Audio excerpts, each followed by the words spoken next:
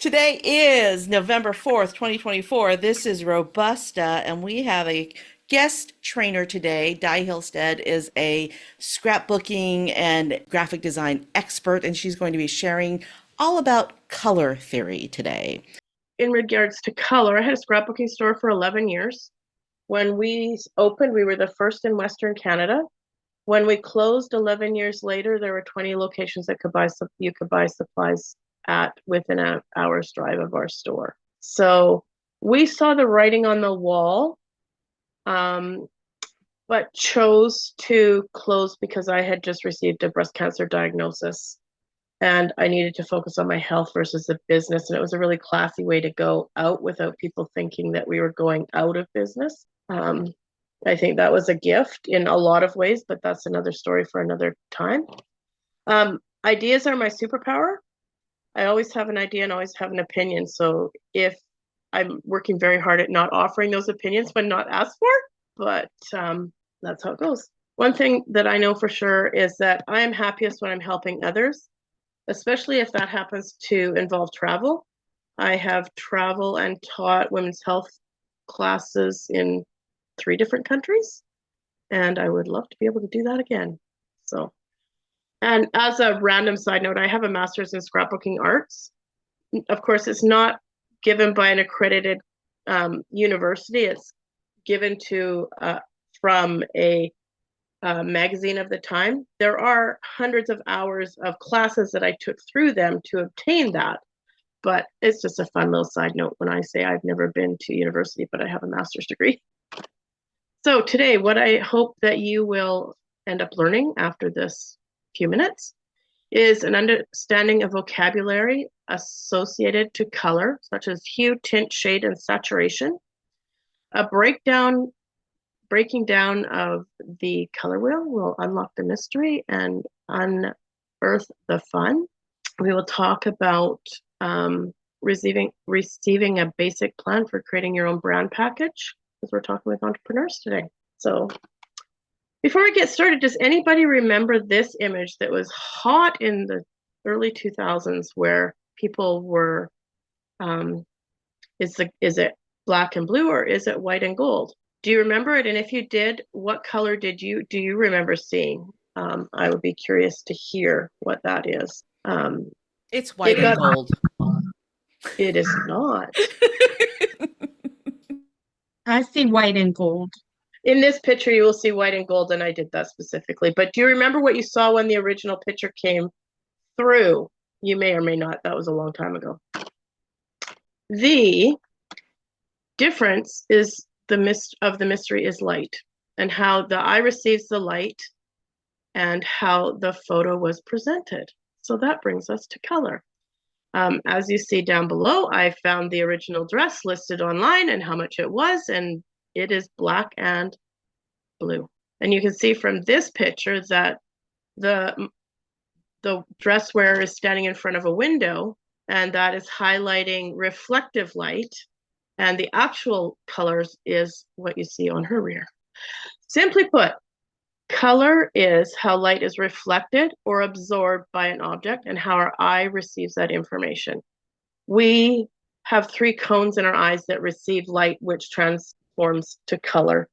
The shape of those cones can determine what one person sees one way, and you'll see different shades and tints because of the way your personal eyes are. And the color wheel is a circular diagram that represents the relationship between colors. So let's talk about some basic terminologies. Hue is your pure color. We know those as our primary colors. They usually are the exterior of the color wheel. A tint is a hue plus white. Tone is hue plus gray. A shade is hue plus dark. Saturation is the intensity and the vibrancy of the hue. And that is dependent on how much light or dark that goes in and the intensity that will show because of that. So let's get started at the very beginning. Please meet Sir Isaac Newton. We know him as a brilliant scientist and most often is taught to us in school because, the apple falling on your head, that was him, and discovering the law of gravity. But in 1666, he developed the first color wheel when he was playing around with light and prisms and noticed that when the light went through the prism at a certain angle, he could see a spectrum of light. So spectrum of color when the light went through the prism. So he took those colors, put them in a circular format so that they would be easier to see and understand. And that is our first ever recorded color wheel. We would have seen this color wheel probably in elementary school when they talk about mixing colors. And, red and yellow make orange, yellow and blue make green. And they say purple and blue, red and blue make purple. But if you've ever tried to do that, most of the time you get a muddy brown. So we have had the evolution of the color wheel. We have Newton's first RYB, red, yellow, and blue, primary color wheels. The colors in between those colors are said to be the colors that you get when you mix the primary colors. Then we went to a red, green, blue, because artists discovered that when they were mixing these colors, they got better colors that they could work with and they were less muddy. So they were more crisp and clean. The RGB color wheel is used mostly for artists and for digital applications. Then we go to the CMY, and often CMYK, which stands for black, is used.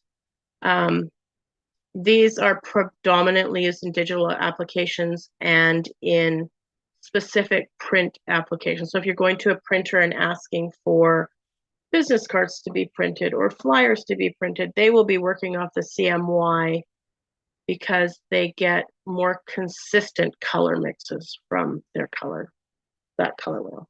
So let's break it down and unleash a bit of the magic.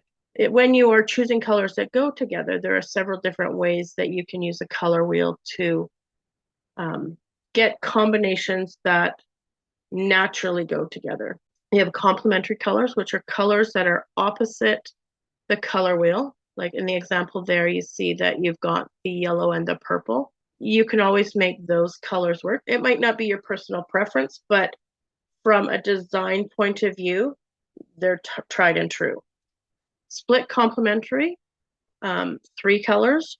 The two that are opposite, adjacent to the primary complementary color that you choose. Here they've got yellow, magenta, and what would be blue. And you've got the double complementary colors, or sometimes it's called the square. So you've got 4 shapes or 4 colors so you've got 2 pairs of complementary colors to form the square, which gives you a rich and diverse palette with high contrast. Triadic or triangular, you've got 3 colors that are evenly spaced around the wheel. You've got anagulus, which are the 3 colors that lay next to each other on the color wheel, which creates a harmonious and cohesive look. This is where I like to hang out. I would flip to the other side of the wheel and go that blue-green sort of water, sky, nature kind of vibe is what I am.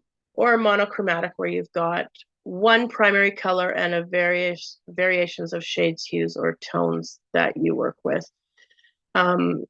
Monochromatic can be very vibrant, but right now I think that monochromatic sort of is overused on the Instagram palettes that are all pale and just sort of shades of one color, and we're seeing a lot of that. We have warm colors and cool colors. Your cool colors are the blues, the greens, the green yellows, water, forest, sky. They evoke a sense of calm and relaxation. I'm a snow girl, so that falls in there.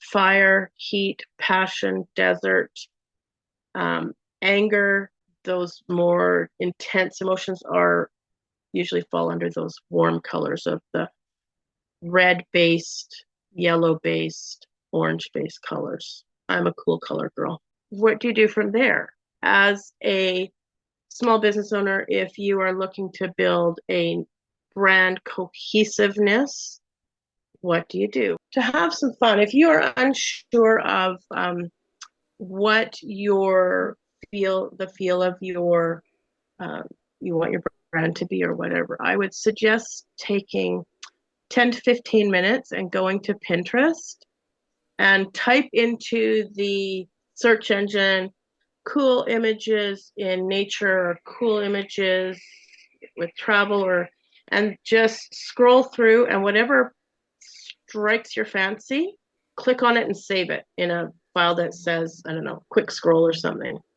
And then you get a feel of sort of what I uploaded this image, because this to me is super serene. I like these colors.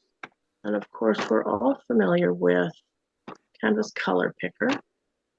It's a color picker add-on to Google. And you can go and find the colors that you like. This is a brilliant way to decide if these are good brand colors for you.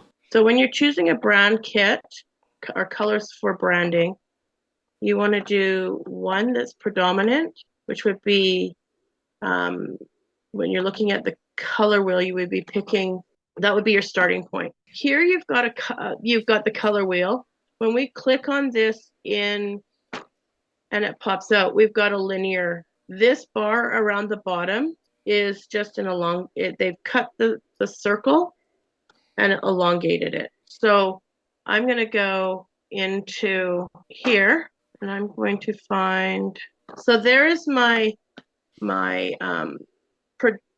primary color for this. I'm going to go to the other one, do the same thing. And I know that I want a lighter shade of blue. I'm just going to poke around, and I kind of like this gray blue. Hey, Di, do me a favor. Yes. Scroll down in the color panel and see if it shows you the picture. Photo colors. I was getting there. That's okay. Because when I look at an image, I want it to be my first impression first. Like, okay. I want to see what I feel when I look at this picture, and then I would go down and check what they've pulled out to see how it compares. Good idea. Sorry to interrupt you. No, that's okay. This is the really easy way. If you really like this picture and you like these pictures, then just you can go and change this out. If you wanted to, you could go and change it out here. I also like this more, see here they've got the darker, kind of like the grayish tone that's coming in here. And it may be close to, it's more brown than what I had thought. And then from there, I would pick a really light color, like just randomly in the middle of so I have, this would be close to the square or the double complementary. And it could make that work for a branding palette. So you can upload pictures that you like, pictures of places that you've been, beaches that you've been to, if that's what your vibe wants to be, for a spa or for a whatever you want to. Then I am going to go from there to make it super easy. And I'll put I found this site, which is so very Wait, fun. before you move away from that, go back to Canva. I want to point something out to the group. Okay. Okay. So if you look in the left-hand panel where the colors are, it says DH Consulting's palette. I would like you to notice that the blue and the gray that Di chose from that photo are on point with the colors that she put in her palette. Yeah. She is very much in alignment with her colors. All right. That was all. Go on. Move on. And then we need to wrap up. Yeah. I was just going to share a really cool site that I found to be doing this. If you know your primary, if you know the code for, oh, come on, you can go to this handy dandy site. No. Okay. And I'm just going to randomly pick a, I know about where. So then you can go and get viewing shades from that particular, right? It's so fun. So it starts you with a palette that is somewhat works together, and then you can find the shades that, see, I really like these shades in here, but I'm not really a fan of the darker ones. And you can just play, and you can play all day long here. So if you have two Create that colors way. that you absolutely love, you can Yep, put them in there and then it'll give you some ideas for complementary colors. exactly. So you don't have to do all the work Well, of this is looking going at to the be a color. fun tool to Yeah. play with. I'm gonna put the link to this in the chat. But I was just gonna show you the Pinterest board that this was my 15-minute scroll of different things that I found that oh no, that's where I looked last. Anyways, I went and I pinned 50 or 60 things in 15 minutes, and then I was and this was just randomly finding things that I like the color, I like the feel of the post. This is Cuba. There's lots of, and just then you can go and play. I love this image to play with. So there's lots of fun ways you can, if you are confused about what colors you want to go with, if you haven't landed there, you can go and play with that, and you may be inspired to find something new that works for you. So, thanks for listening, guys.